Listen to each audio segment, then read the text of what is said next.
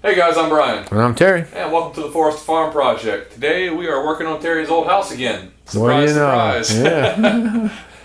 But today we're prepping for sheetrock. We finally got the wall tore out and got everything squared up. Now we just got to do some shimming, blocking, and tearing out of a few things. Shimming, blocking, and rocking and rolling. You know it. Like Brian rocking this tree stuff shirt my here. Tree stuff shirt. I'm extra sexy today. Yeah. Ain't he purty? You know it.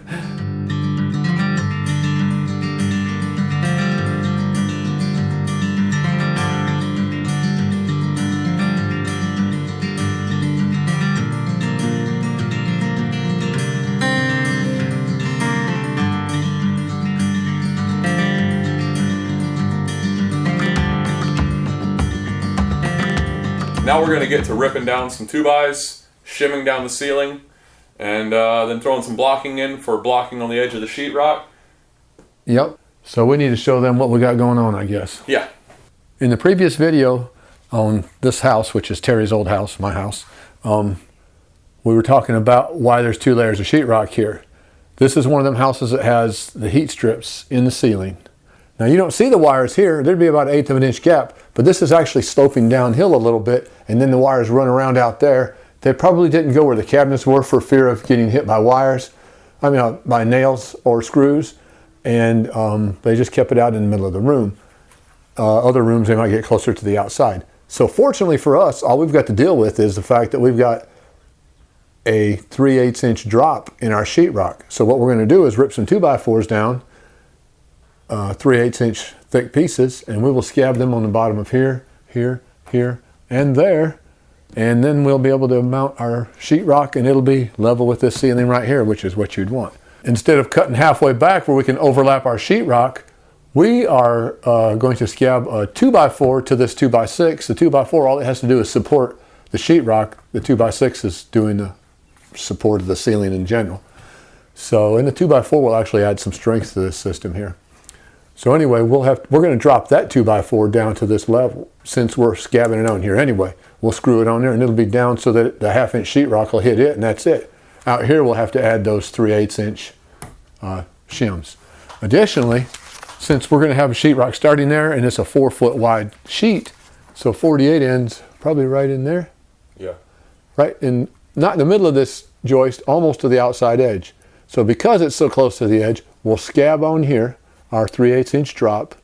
We'll also stick a 2x4 on the side because we need to be able to nail this other short piece of little sheetrock here, up here, and that'll give us some more support. Probably a little bit of overkill. We don't really need it, but we're all about overkill.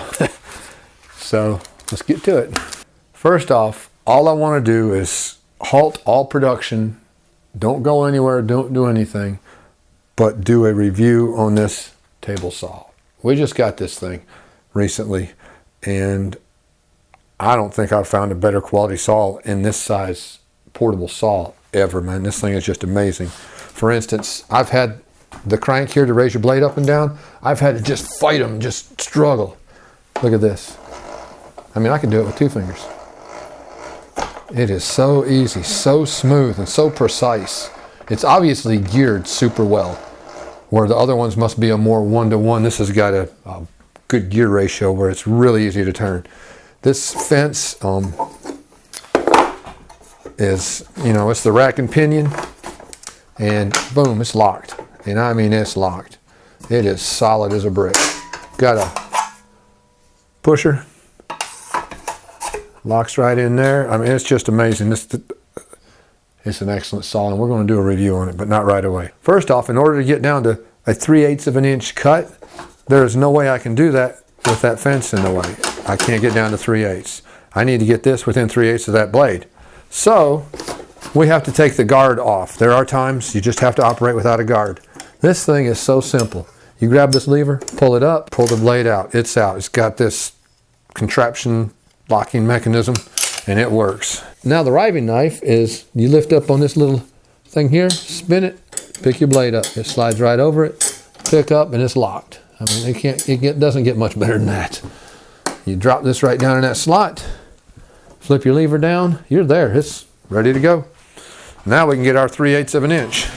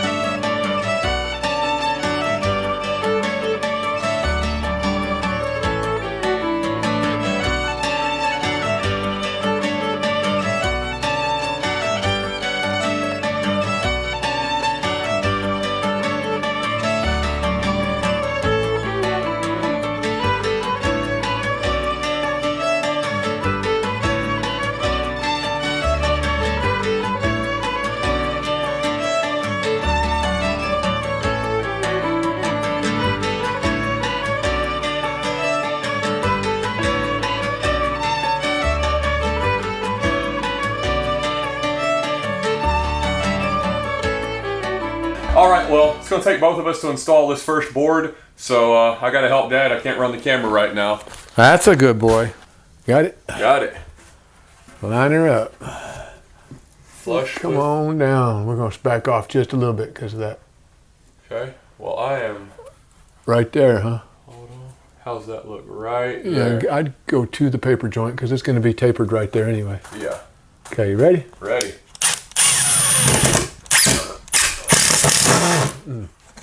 Hold on. Hold everything. I got a hold of a bad screw. It won't go in the head hardly at all. Just my luck. That's the way it goes. Here, why don't you get your end up there? Does that look good? That looking good, man. I'll hit it right here for you. Okay.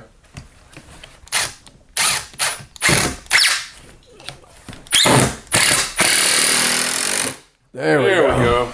Make sure you own that line. I think we better put another one in here. Up high.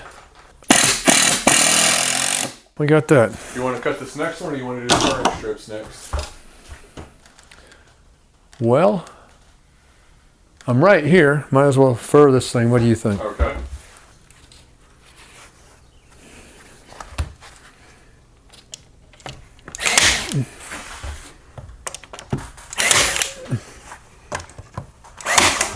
Well, I gotta say, this stapler is awesome.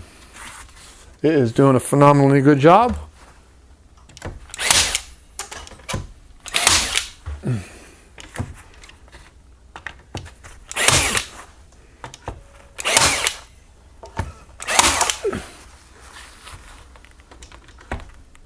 If you want it to drop the staple square, you know what? I really need to put the whole stapler against the wood. Like that. Yeah, It helps. You got that end up there? I got it, homie. Yeah, it does better when you put the stapler up against the wood. Yeah, that helps. You're usually the one stapling, not me. Yeah. I'm a rookie stapler.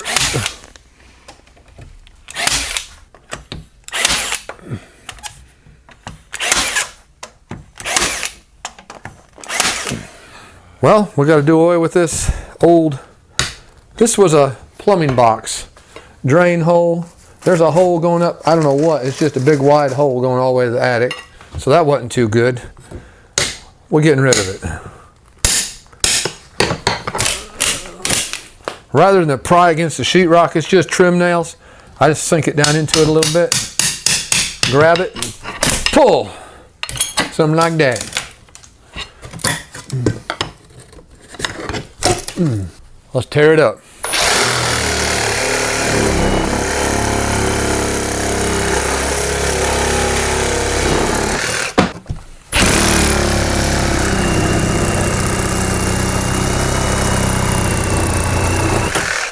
All right, well.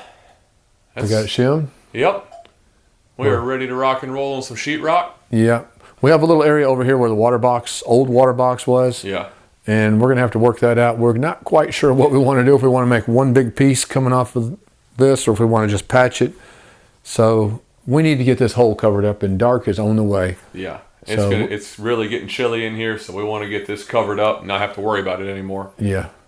So let's just get on it and get her done. That's it. Hope you guys enjoyed this shimming and prepping video, and hope you stick around and catch us on the next one hanging some sheetrock. Finally. Yes, sir. It's going to be nice. Yeah. Have a good one, guys. Catch you next time.